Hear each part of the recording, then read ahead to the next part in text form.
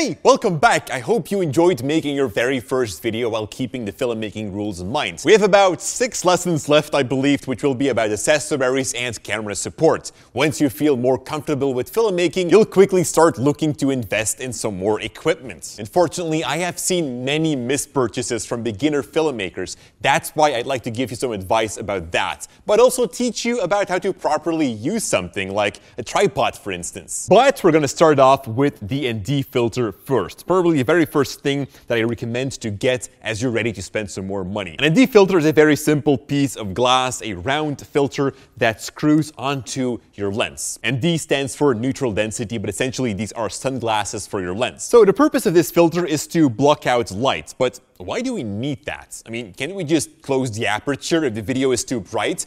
Of course you can, but we've learned about the side effects that the aperture brings as well, which is a larger depth of field. A simple shot like this has almost everything in focus. The foreground is not separated from the background because of that. So if we would have the ability to block out light through an ND filter, we can open up the aperture again, making the depth of field more shallow, and thus we get a more cinematic shot. So that will already set your videos apart from the rest. Now, since the ND filter is designed to block out a certain amount of light, there are also different kinds of ND filters. Now, the amount of light that they block out is noted in their ND number. The higher this number, the more light is being blocked out, or the stronger your sunglasses are. Starting with ND2, which blocks out half the light, or in other words, it lets half the light through.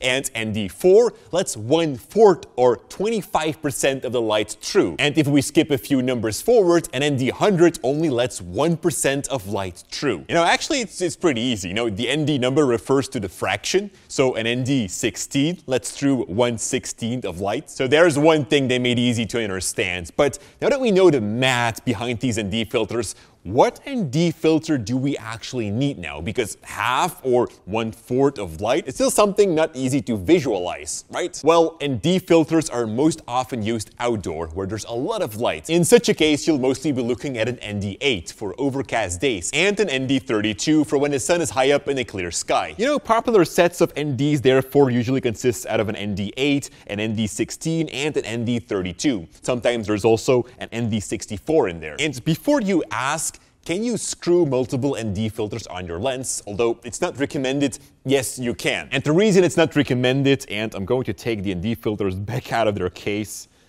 I didn't thought this through, is because the light has to travel through 2 pieces of glass. And the more pieces of glass that the light has to travel through, the more the optical quality decreases, and you'll start to see things like ghosting or a softer image. You know, that's why these fixed ND filters are so popular. They usually give you the best optical quality. It's like a prime lens, as we've covered before, like this one right here. A fixed 50mm lens is usually in better quality than a zoom lens of the approximately same price. This is due to the more glass elements needed in a zoom lens, thus the quality decreases. Although, take that with a grain of salt. Technology has come very far these days. Zoom lenses are definitely a great choice. Now, with ND filters like these, we have kind of the same thing going on in here.